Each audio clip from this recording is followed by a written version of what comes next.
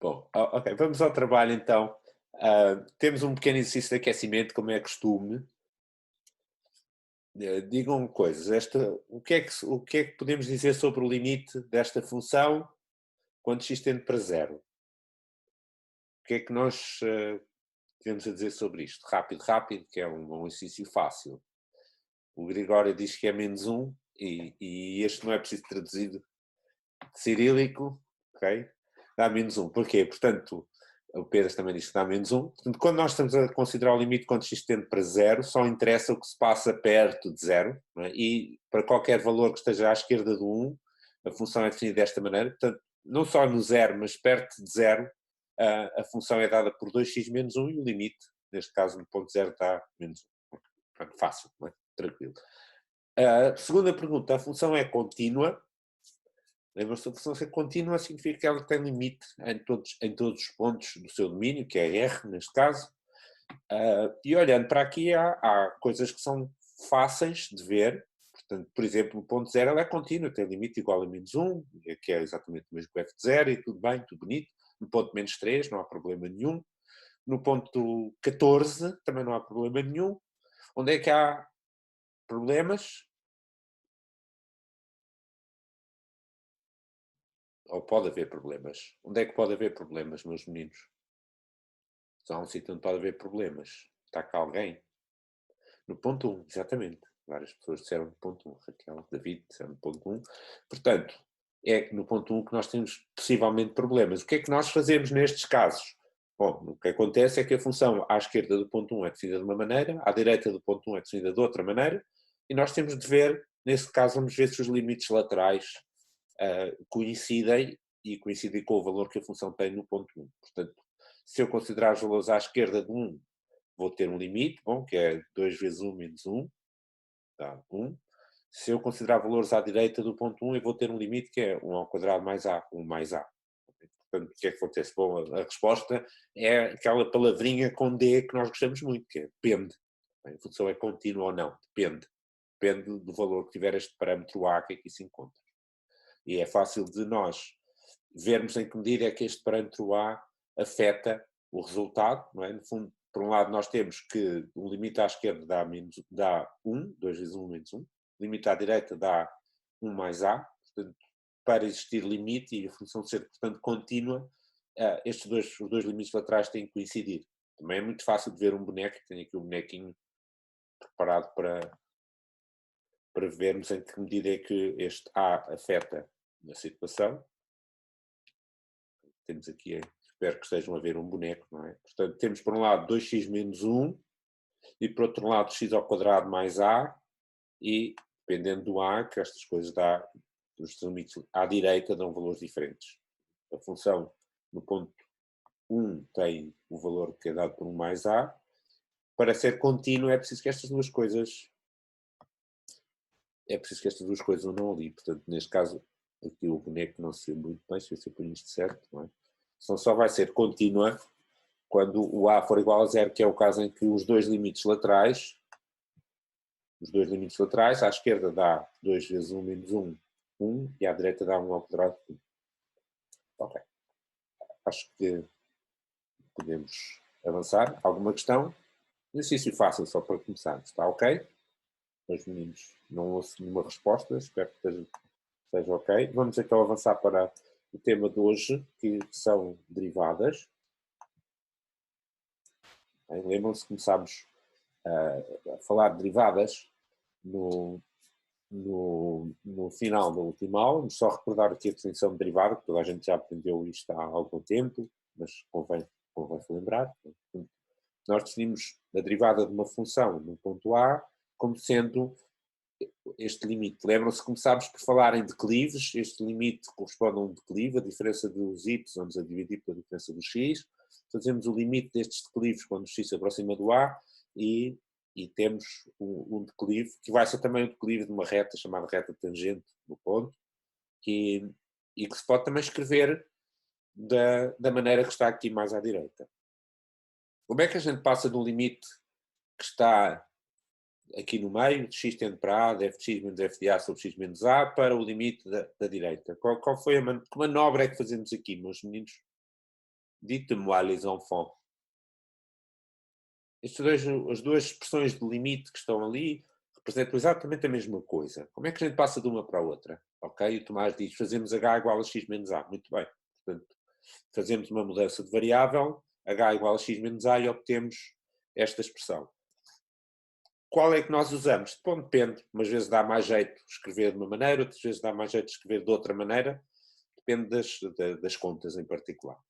Não vai ser muitas vezes que nós vamos calcular derivadas calculando expressamente estes limites, explicitamente estes limites. A maior parte das vezes, como vocês sabem, nós já conhecemos uma série de regras que nos permitem saber as derivadas de muitas funções, mas vamos fazer um exemplozinho só para ver que isto também não mete medo nenhum. Portanto, vamos só calcular uma derivada, um exemplo, uma derivada calculando um limite destes. Já agora só para dizer que nós dizemos que a função é derivável num ponto quando nesse ponto existe aquele limite e é um valor finito. Se existir derivada em todos os pontos, então simplesmente dizemos que a função é derivável ou diferenciável. Quando dizemos é uma função diferenciável, o que isto quer dizer é que existe derivada finita em todos os pontos.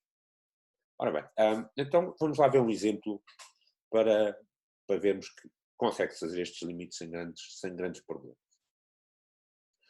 Portanto, vamos considerar a função x ao cubo e vamos calcular a derivada desta função num ponto A qualquer.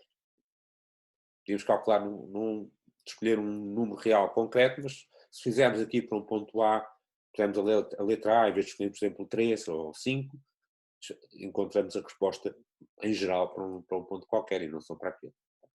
Portanto, vamos só rapidamente recordar, bom, isto a definição é aquele limite que nós tínhamos no slide anterior, e agora vamos ver se fazemos esta continha, muito fácil. Portanto, o que é que nós vamos fazer aqui? Bom, f de a mais h ora, f de uma coisa é a coisa ao cubo, portanto, f de a mais h vai ser a mais h tudo elevado ao cubo, f de a vai ser a ao cubo, e agora a gente vai substituir. Bom, muito bem. Ora, e agora? Como se faz agora? Eu não sei fazer um sotaque assim mais eslavo russo, não é?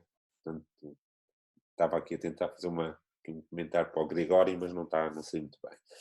Ora, então vamos lá ver. O que é que a gente faz agora neste ponto? Vamos fazer aqui uma continha. Okay?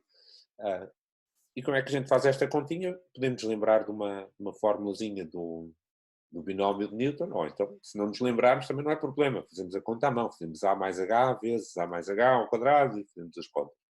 Bem, isto vai dar A ao cubo, mais 3 vezes A ao quadrado vezes H, mais... pondo no Google Tradutor. Ok, está bem.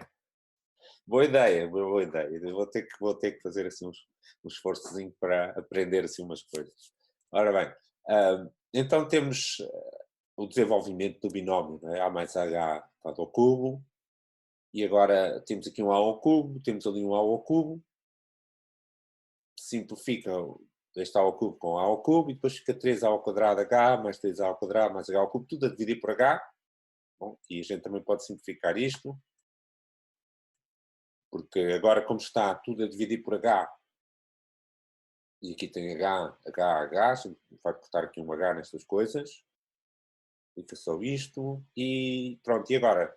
Agora temos uma soma, o limite de uma soma, o limite da soma é a soma dos limites, o H tende para zero, aqui não há nenhum H, portanto fica 3A ao quadrado, isto aqui vai tender para zero, portanto tem um H, isto aqui vai tender para zero, portanto o limite disto fica 3A ao quadrado. E calculamos a derivada da função x ao cubo num ponto qualquer, e a derivada desta função no ponto A dá 3A ao quadrado. Ok. Bom, e portanto, se eu agora aqui mudar esta letra, em vez de A puser x, eu digo, bom, f' de x é 3x quadrado, ou seja, eu fico com a maneira de obter a derivada daquela função num ponto qualquer. Bom, e nesse caso, então eu posso definir o que nós chamamos a função derivada, dizer assim, ok, então chamamos a função derivada, é uma função que nós representamos por f' que a cada ponto faz corresponder a sua derivada. Está bem? Portanto, neste caso nós temos assim, então se f de x for x ao cubo, então f' de x é 3x quadrado, foi o que a gente obteve no exemplo anterior. Ok. Bom, e agora vamos recordar rapidamente as regras de cálculo que nós usamos para as derivadas. Não vamos agora passar a vida a fazer aqueles limites que eu mostrei naquele exemplo, porque nós já sabemos calcular as derivadas de uma data de coisas e não é preciso estar a repetir as contas. Muito bem. Portanto, a primeira regra que aparece diz-nos que a derivada é linear, isto é, se eu multiplicar por um escalar, a derivada também vai multiplicada pelo mesmo escalar. Portanto, se eu souber, por exemplo, acabámos de ver que a derivada de x ao cubo é 3x quadrado. Então, a derivada de 2 vezes x ao cubo vai ser 6x quadrado. Só tenho que pegar a derivada que eu já tenho e multiplicar por 2. Que é multiplicar por 2, multiplicar por um escalar qualquer. Não? Portanto, se eu souber a derivada da função f, então a derivada de 5 vezes f é 5 vezes essa derivada que eu obtive, e a derivada de 3 vezes f é 3 vezes a derivada. Ok. A derivada da soma é a soma das derivadas. Isso é uma coisa que é muito fácil de perceber, porque se eu escrever a definição de derivada de f mais g, e saber, vai ficar f mais g dá mais h, menos f mais g de a, por aí fora, e eu posso separar o que tem o f para um lado, o que tem o g para o outro, e vejo que o limite da soma é a soma dos limites e aquilo funciona imediatamente. A derivada do produto, os meus meninos com certeza sabem o que é que dá, não é? Esta não é o produto das derivadas, não é, meus meninos?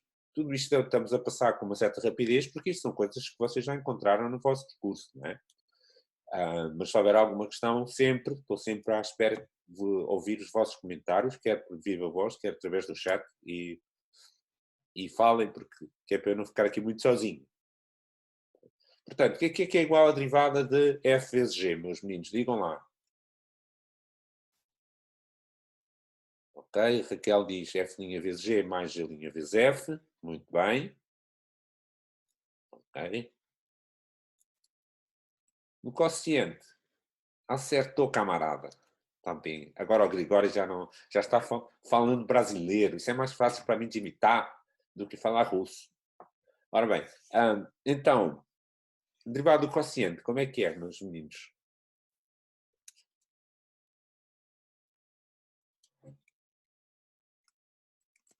Quem se pronuncia?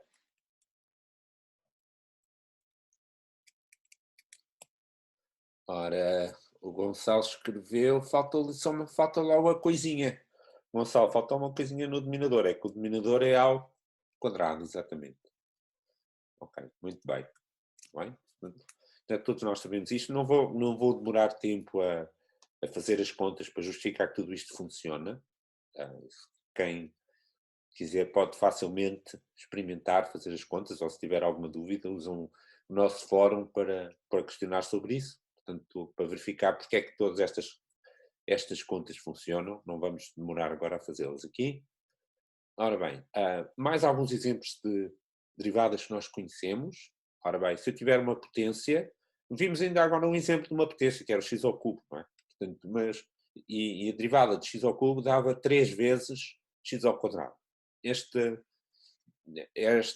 forma também acontece se tivermos, por exemplo, x à quinta, x à sexta, temos uma forma semelhante. O que é que acontece? Lembram-se como é que dá, não é? Qual é a derivada de x levantado a n? É n vezes x levantado a n menos 1. Várias pessoas disseram isso e muito bem. Gonçalo, outro Gonçalo, Gregório, disseram muito bem. N vezes x levantado a n menos 1. E isto funciona para um expoente qualquer, com uma ligeira exceção. Não é? Só não funciona quando o expoente for zero. De resto funciona sempre. Portanto, este expoente até pode não ser um número inteiro, pode ser uma fração. Por exemplo, se tivermos raiz quadrada de x, podemos escrever como x elevado a 1/2 e a derivada funciona exatamente com a mesma regra. Ora, outra coisa bem conhecida, se tivermos a função exponencial, sobre a qual nós vamos, ao longo do tempo, falar muitas vezes sobre a função exponencial, a derivada dá a própria exponencial, muito bem, já houve várias pessoas a dizer. A derivada da função seno também é bem conhecida. Digam lá, meus meninos. Cosseno, muito bem. Derivada da função cosseno também é bem conhecida. Menos seno, sim senhor. A derivada da função tangente Derivada da função tangente. O que é que acontece? Eu confesso que esta eu nunca sei de cor, mas também não faz mal. Porquê? Porque nós podemos sempre escrever a tangente como sendo seno sobre o cosseno. E agora? O que é que fazemos?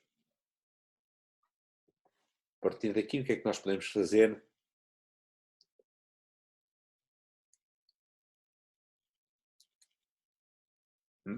Alguma ideia? Simples? Dizer assim, derivada de seno é cosseno. Isso a gente já sabe, pronto.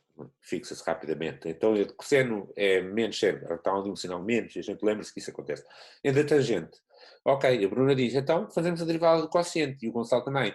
Ok, pô, está bem? Portanto, vimos há bocadinho a regra do quociente. É dizer assim, é derivada desta. Ora, infelizmente, hoje vamos ser postos fora daqui a um bocadinho. Portanto, daqui a pouquinho fazemos uma pausa, saímos e voltamos a entrar. Temos que aguentar. Ora bem, mas agora aproveitamos mais um pedacinho para terminarmos aqui esta lista e depois saímos. Ora, então, derivada do quociente é a derivada da primeira vezes a segunda, menos a primeira vezes a derivada da segunda, tudo sobre a segunda ao quadrado. Então, vamos lá escrever e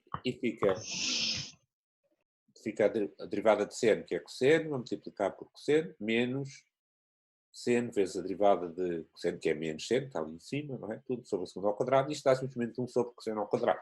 Está bem? Porque é que dá 1 sobre cosseno ao quadrado? É aqui a famosa fórmula fundamental, cosseno ao quadrado mais seno ao quadrado, igual a 1. O zoom é elitista. Ok, está bem. Não, o zoom, neste caso, é first come, first serve. Alguém que se calhar começou as aulas às 9 da manhã está tranquilo até às 10h30, e nós começámos às 9h30 e já estavam colegas nossos da Universidade de Lisboa à nossa frente. O que se passa é que a FCCN, Fundação para a Computação Científica Nacional, tem um determinado número de licenças, digamos, chamadas PRO, com privilégios ilimitados, e esse número era bastante grande antes de estarmos todos a dar aulas online ao mesmo tempo, que agora já não é.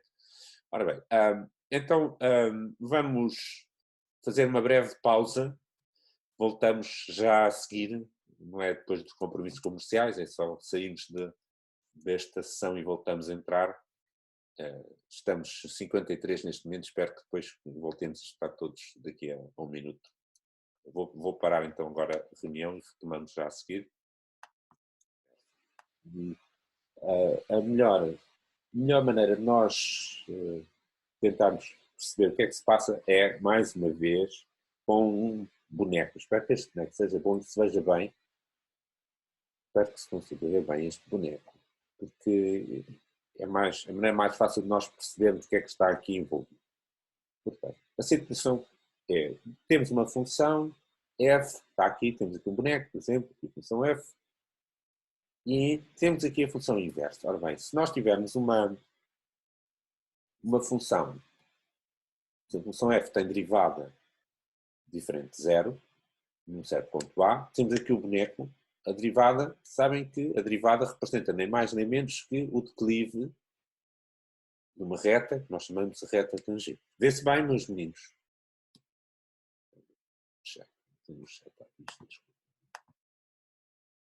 Dá. Ora, dá, eu percebo, Gregório. Esse não é preciso traduzir. Ok. Boa. Várias pessoas dizem que sim. Está bem. Ok, ótimo. Ora bem, portanto, nós vemos aqui o gráfico de uma função f e a reta tangente num ponto da abscissa A. Portanto, temos uma função f de A é igual a B. Temos ali, imagem do ponto A é igual a B. O que é que se passa com a função inversa? Bom, temos aqui o boneco da função inversa. Uma maneira de nós obtermos a função inversa geometricamente é pensarmos aqui numa reta, passa aqui a 45 graus, que vamos chamar a reta bissetriz dos quadrantes ímpares. Qual é a equação desta reta, já agora? Muito, muito simples, digam lá. Qual é a equação desta reta? Está aqui tracejado. Passa a 45 graus, passa na origem, y igual a x. Muito bem. Está bem? O que é que acontece se nós fizermos uma reflexão, uma simetria ou reflexão em relação a esta reta? O que é que acontece? Um ponto que está aqui, por exemplo, coordenadas A a B, Se eu fizer a simetria, vai parar aonde? Vai parar a BA. Está bem? Ou seja, por outras palavras, fazer uma simetria, fazer uma reflexão em torno da reta y igual a x, corresponde a pegarmos num ponto e trocar o y com o x, trocar as duas coordenadas. Passar a função, como diz o Gonçalo, passamos da função f para a função inversa. Está bem? Portanto, se eu tiver aqui a vermelho o gráfico da função f, se eu fizer, pegar nos pontos que estão aqui no gráfico e fizer a simetria em relação àquela reta, por aí fora, eu vou obter os pontos que estão precisamente no gráfico da função inversa, f-1. Muito bem. Em particular, reparem que eu levo o ponto de coordenadas AB para o ponto de coordenadas BA. E levo esta reta a azul para esta reta a verde. Ou seja, esta reflexão transforma a função f na função f-1, o ponto AB no ponto BA, e transforma a reta tangente à função f no ponto de coordenadas AB na reta tangente à função f-1 no ponto de coordenadas BA. Trocam o B com o A também. Okay. Tá bem? Então, isto sugere-nos a relação que existe entre estas duas retas e, portanto, os seus declives, ou seja, as derivadas, está bem? Portanto, o que é que acontece? Se esta reta tiver um certo declive, por exemplo, vamos supor que esta reta tinha o declive, não é o caso, não é? Mas pronto, vamos supor que esta reta tinha o declive 2. O que é que acontece se a reta azul tivesse declive 2? Que declive iria ter a reta verde? Reparem o que é que aconteceu. Ao fazermos a reflexão, trocámos o x com o y. Ora, o declive, como é que se obtém? É os y em cima e o x em baixo. Temos a diferença dos y a dividir pela diferença do x.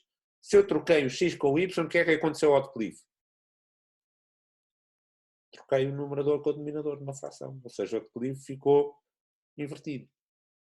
E é isso que nos diz o teorema da função inversa. Diz-nos que a derivada da função inversa aqui neste ponto, ou seja, para o b, vai ser precisamente o inverso da derivada daquela função no ponto A. É isso que a gente agora vai dizer. Está bem? Portanto, se a função f tiver derivada diferente de zero, já vamos ver porque é que tem que ser diferente de zero, não é? No ponto A, então a função inversa tem derivada no ponto B. E essa derivada obtém-se simplesmente fazendo o inverso. Okay? Se esta é capaz de ser 3 meios e esta vai ser 2 terços. Okay? Está bem? Portanto, o declive da função inversa é o inverso do declive ali. Tá bem? Mas atenção que reparem que se esta função f leva ao A para B, então a função inversa leva ao B para A. Portanto, a derivada não é no mesmo ponto. Aqui é no A e a função vai para B. Ao fazer a inversa é o B que vai para A. Portanto, agora é a derivada inversa, mas no ponto B. Tá bem? E chamamos isto de teorema da derivação da função inversa.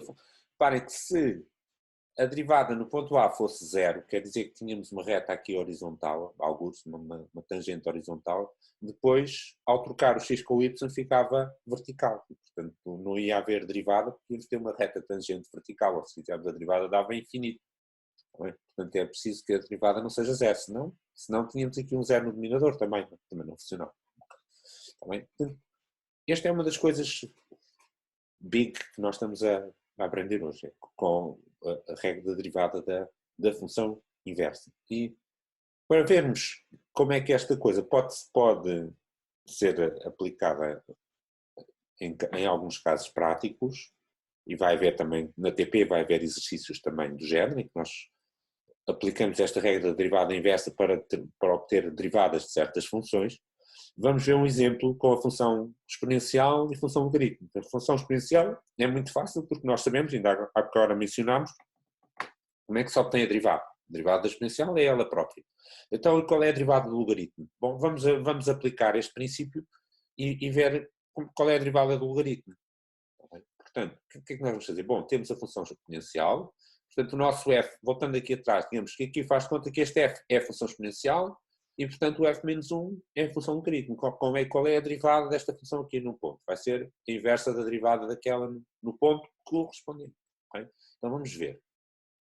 Portanto, se nós chamarmos f à função exponencial, então f menos 1 é a função logaritmo. Reparem que, e isto, não sei se, acho que não tive ainda a oportunidade de dizer, consoante o contexto, as pessoas quando veem log, às vezes este log pode ser interpretado como logaritmo de base 10, ou de base 2, ou de base E. Para nós é sempre base E, portanto fica desde já o aviso que sempre que aparecer um logaritmo, eu nem sempre vou escrever ln, às vezes escrevo log, às vezes escrevo ln, é a mesma coisa. Também o único logaritmo que me interessa é o logaritmo de base E. Portanto, se aparecer logaritmo sem mais comentário nenhum, é de base E e é o que vai acontecer. Portanto, eu tenho a função f que é exponencial, a função inversa que é o logaritmo, e agora vamos ver se nós aplicarmos aquela regra da função inversa, nós conseguimos obter a derivada da função logaritmo. Portanto, se eu tiver, digamos, uma função f de t, agora em vez de a e b, vou usar as letras t e x, porque realmente usamos mais este tipo de letras quando estamos a pensar na derivada, num ponto em geral, não é? Porque temos a expressão da função derivada. Portanto, se eu disser que o meu x é f de t, o meu t vai ser f menos 1 de x, ou seja, vai ser logaritmo. Está bem? Portanto, o que eu quero é calcular a derivada desta função, logaritmo. Está bem? Bom, qual é a derivada da função f menos 1? O que é que nós vimos? É 1 sobre a derivada da função f. Está bem? Mas reparem que aqui o f leva o t para x e o f menos 1 leva o x para t. Então a derivada do f menos 1 no ponto x vai ser 1 sobre a derivada do f, mas não no ponto x, no ponto t, que é o ponto que corresponde. Então vamos lá escrever. Vai ser isto. Está bem? E agora? No secundário, o logaritmo, pois, eu penso que terei respondido já a esta questão que eu agora reparei que o Daniel escreveu no chat, não é? O logaritmo é sempre base E, está bem? Exatamente. Aqui o logaritmo ou ln é a mesma coisa. Ora bem, portanto, aplicamos a regra, não é? A derivada inversa num ponto é 1 sobre a derivada da função no ponto que lhe corresponde. Não é? Portanto, o x corresponde ao t pela função. Fica 1 sobre L levantado a t, disse o Pedro, e muito bem. 1 sobre L levantado a t. Bom, mas o L levantado a t é o nosso x. Então fica 1 sobre x. Portanto, com isto nós já obtivemos a derivada da função logaritmo. Vimos que a derivada do logaritmo dá 1 sobre x. Muito bem. Isto é um exemplo da aplicação deste princípio da derivada da função inversa. Vamos ver este na TP, vamos aplicar também para outras funções em que nós conhecemos. Isto é útil porquê? Porque há uma função da qual nós sabemos muito bem a derivada, por exemplo a exponencial, fácil, conseguimos obter a derivada inversa. Também há outros exemplos onde nós vamos fazer isso, por exemplo, temos a função seno, vamos falar um bocadinho mais adiante de uma espécie de inversa da função seno, ao contrário da exponencial, a função seno não é injetiva, não podemos fazer uma inversa no domínio todo, mas podemos tomamos uma restrição e definimos a função inversa a arco seno, e vamos ver também que podemos usar este princípio para calcular a derivada dessa função, a mesma coisa para o arco seno, para o arco tangente, e o arco tangente vamos ver que é muito importante. Ora bem, mas isso é um bocadinho mais à frente. Ora, outra coisa importante que temos para hoje é a derivada da função composta. E eu diria que é talvez a coisa mais importante até agora, nesta disciplina, é o que vamos falar agora. Derivada da função composta. Portanto, se nós temos duas funções, já falámos aqui da composta, falámos do domínio, da função composta, vimos que a composta de funções contínuas é contínua, já falámos bastante aqui sobre isto. E agora vamos olhar para como se calcula a derivada de uma composição. Portanto, se eu tenho uma função f, uma função g, então faço a composta, g é composto com f aplicado a um certo a, é g de f de a, e o que é que acontece à derivada? Bom, esta regra, que é chamada geralmente, às vezes chamada regra da cadeia, normalmente em inglês chain rule, usa assim este nome, ou regra da derivação da função composta. Isto eu costumo dizer que quem não sabe isto não sabe derivar, e quem sabe isto sabe derivar. Portanto, é extremamente importante. Como é que se calcula isto? Bom, a derivada desta função no ponto A vai depender da derivada da função g e da derivada da função f, usando a regra chamada regra da cadeia. Portanto, se a função f leva o a para b, e depois a g leva o b para a, então eu tenho que multiplicar as duas derivadas, a derivada do g no ponto b vezes a derivada do f no ponto a. Ou, se nós escrevermos este b como f de a, ficamos com a derivada do g no ponto f de a vezes o f' de a.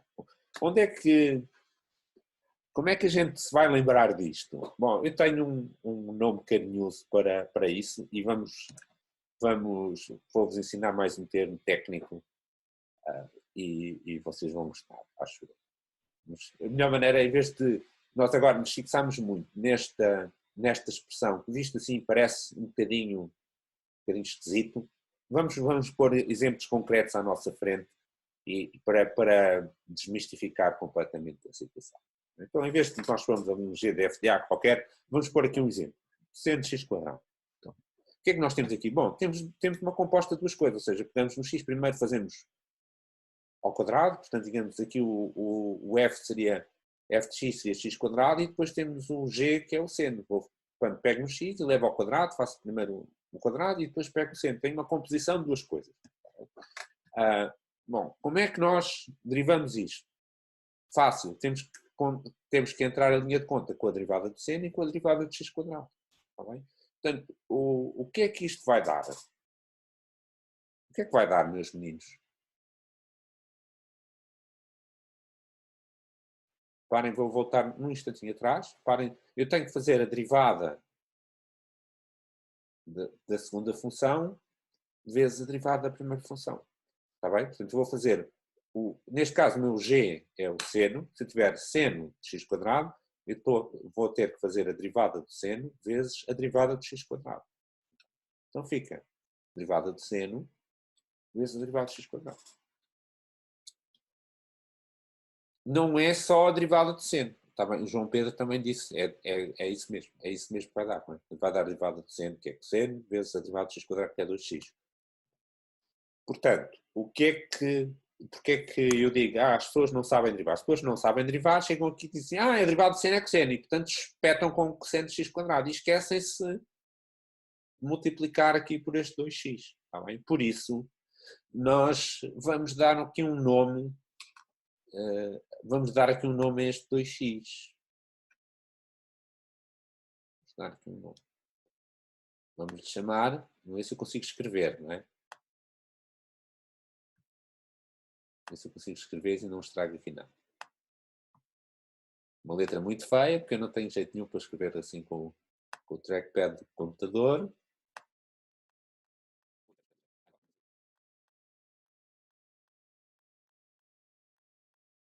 Pronto, ok. Chamamos-lhe a derivadinha. Portanto, quando estiverem a derivar uma coisa, digam assim, não podemos esquecer da derivadinha. Bem, portanto, o que acontece?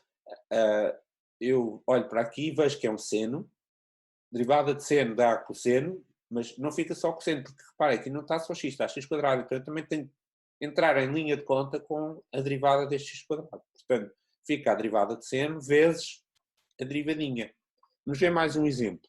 Ou 2 ou 3 exemplos. Vamos ver mais alguns exemplos. Portanto, se eu, em lugar de x quadrado, tiver aqui uma função qualquer, temos u de x, passa-se exatamente a mesma coisa. Portanto, o que é que eu faço? Bom, tenho que ter a derivada de seno vezes a derivada desta função que aqui estiver. Portanto, vai ficar cosseno de u de x vezes o linha. O que é este linha? A nossa amiga derivadinha. Exatamente. Muito bem. Mais. Outro exemplo.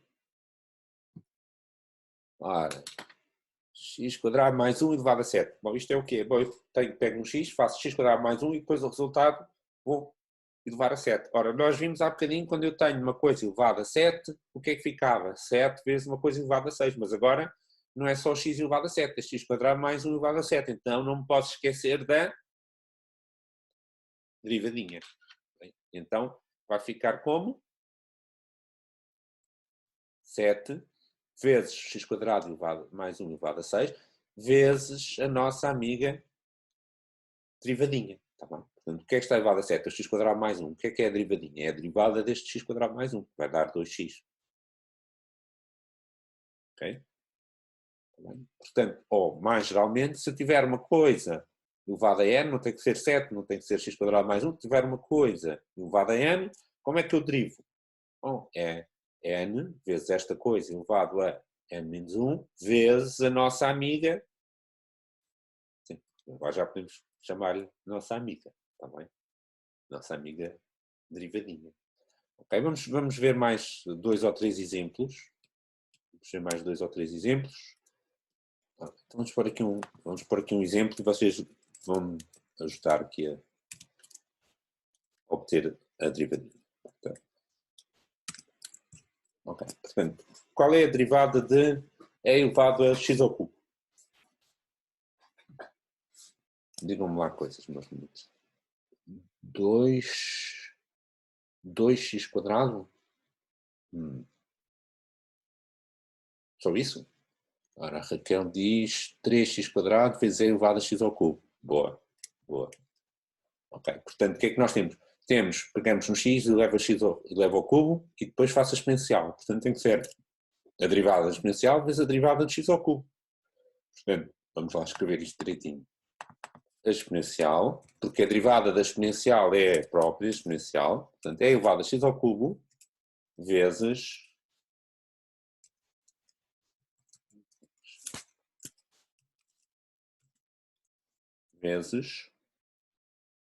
a derivada do x ao cubo, que é 3 vezes x ao quadrado. Está bem? Está bem, meus meninos?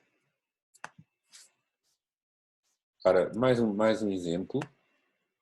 Logaritmo 2x mais 1. E agora?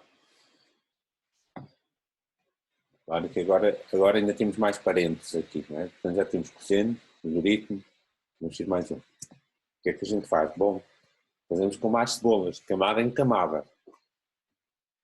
Os ovos são como as cebolas, têm camadas. Então, o que é que vamos fazer? Bom, temos um cosseno de uma coisa, temos que ter a derivada do cosseno, e depois temos que ter a derivadinha, digamos assim, a derivada do logaritmo de 2x mais 1.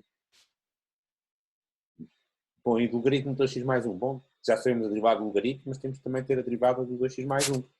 Se houvesse aqui várias composições, temos que despelar de camada a camada, não é? Portanto, a Raquel diz 1 sobre 2x mais 1 vezes menos seno do logaritmo de 2x mais 1. Muito bem, é isso mesmo. É isso mesmo. Vamos lá escrever para ficar tudo bonitinho. Portanto, vai ficar menos o seno de logaritmo de 2x mais 1 vezes a derivada de logaritmo de 2x mais 1. Vai ser vezes fração, e vou pôr assim, 2x mais 1. Isso a gente percebe, já está, dizemos, já está mais ou menos arrumado. Pois, o que a Raquel, quando a Raquel escreveu, faltou cá uma coisa muito importante, faltou este 2, não é? 2.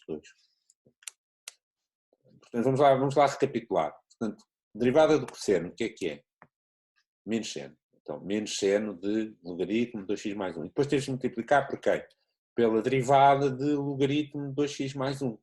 Está bem? E então, se calhar vou escrever isto de outra maneira para percebermos onde é que veio este 2. Não é? Eu vou meter aqui um passo aqui no meio para ficar mais arrumado. Eu vou aproveitar. Portanto, coloquei um igual a mais, mas pronto, deixa estar.